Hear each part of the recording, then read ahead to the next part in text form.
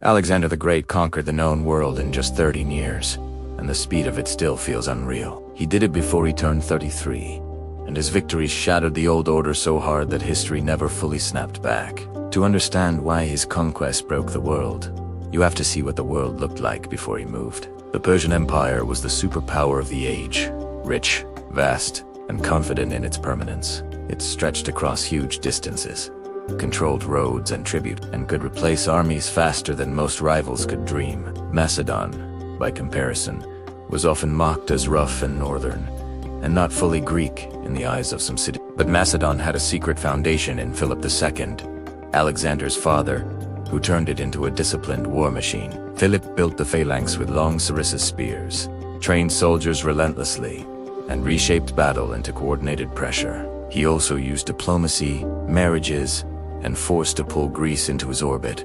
And then Philip was assassinated, and the entire project could have collapsed overnight. Instead, a 20-year-old Alexander took the throne and moved with shocking speed to secure it. He crushed rebellions, punished resistance, and destroyed Thebes as a warning to every city watching. From the start, his rule carried one message: follow or be erased. When Alexander looked east, he did not see Persia as unbeatable.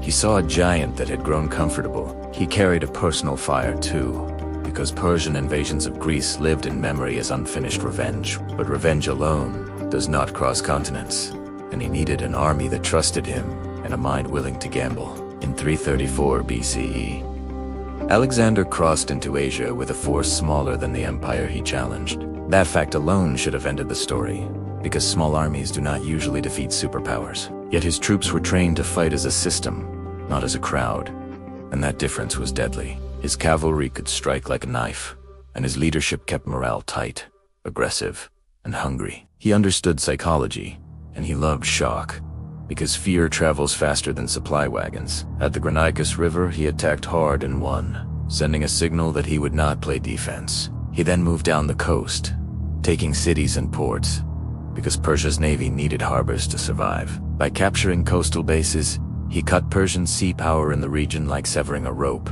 Then came Issus, where Alexander met King Darius III in a moment packed with symbolism. Darius had numbers, wealth, and imperial status, while Alexander had speed, discipline, and audacity. At Issus, Alexander drove toward the center, aiming at Darius like a spear, aimed at the heart. Darius fled, and the psychological damage was massive, because a fleeing king cracks an empire's aura. Alexander captured Darius's family but treated them with respect, a political weapon disguised as mercy. He wanted to look like a legitimate ruler, not a raider who burns and runs. After Issus, many commanders would have paused and consolidated, but Alexander refused to slow down. He kept moving because momentum was his greatest weapon, and stopping would let Persia breathe. He took fortresses, tightened supply lines, and forced cities to choose between submission and destruction. Then came Tyre, a fortified island city that resisted for months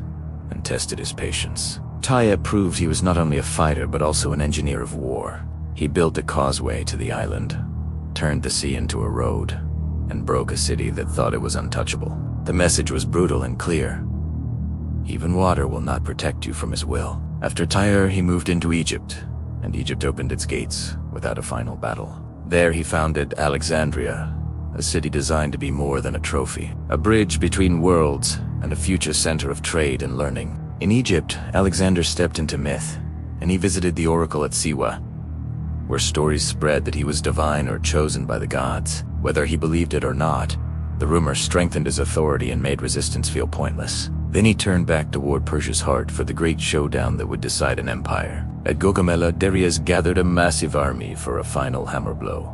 This was Persia's attempt to crush the invader in one decisive strike and restore the world's balance. Alexander used tactics, discipline, and targeted aggression to break a much larger force. He created gaps, pulled the enemy out of formation, and drove toward the center once again. Darius fled again, and the empire's spine began to collapse in full view of its own soldiers. Alexander entered Babylon, Susa, and Persepolis, the symbolic cities of Persian power. In Persepolis, the palace burned, and historians still debate whether it was revenge, accident, or calculated theater. Either way, the flames announced that the old imperial story was ending. But here the conquest shifted into transformation, because Alexander wanted more than land and loot. He tried to fuse worlds by adopting Persian dress, using Persian administrators, and demanding new customs. To some Macedonians, he looked like he was becoming a Persian king, and that fear poisoned loyalty. To others, he looked like he was building a hybrid empire where Greek and Persian elites would mix. This policy created deep tension inside his ranks, because soldiers wanted glory and then home. They did not march to the edge of the world just to bow in new ceremonies. Alexander, however, was addicted to forward motion, and motion was the drug that kept him alive.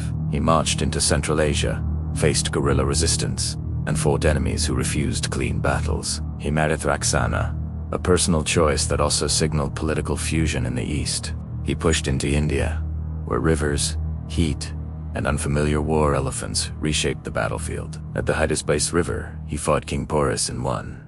But the cost was high, and the shock was real. Even victory began to feel heavier, like a crown made of iron pressing into the skull. His men were exhausted, far from home, and surrounded by endless geography that offered no comfort. At the Hyphasis River, the army refused to march farther, and the unstoppable machine finally hit a wall. Alexander raged, pleaded, and waited in his tent, hoping they would change their minds. They did not, and for the first time, his ambition had to retreat. The return was savage, and the Gedrosian desert killed men through heat, thirst, and collapse. Nature proved it could be deadlier than kings, and conquest could be punished by geography. Back in the core of his empire, Alexander still planned more campaigns, as if rest were a weakness. He dreamed of fleets, new routes, and new wars, as if movement itself kept his spirit breathing. But his body was breaking under constant pressure, wounds, and exhaustion. In 323 BCE, in Babylon,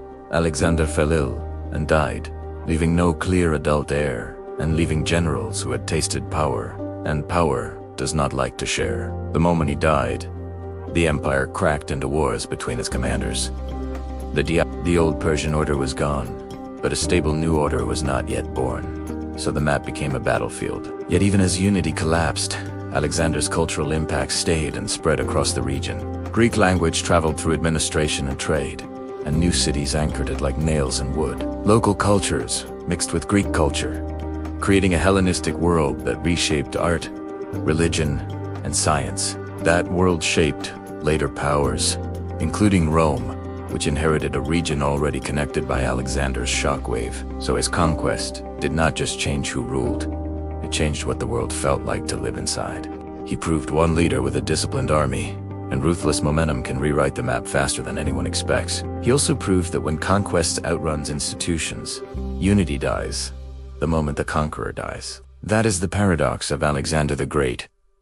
He built a world that could not hold itself together. And if you want more stories like this, like the video and subscribe to History Refuge.